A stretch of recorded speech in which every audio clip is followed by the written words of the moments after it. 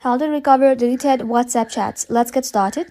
If you have accidentally deleted a chat, don't worry, we'll walk you through the process. But keep in mind, this only works if a WhatsApp backup was created before the chat was deleted. So, open up your WhatsApp and then sign in to your account. Once signed in, tap on your profile icon, scroll below, tap on chats, then select chat backup. Now here you will be able to find the date and time of your last backup. Make sure it's from before the message were deleted. Now exit the WhatsApp application, press and hold on WhatsApp, then tap on remove app, and just like that uninstall the application. But keep in mind, any messages received after your last backup will be lost.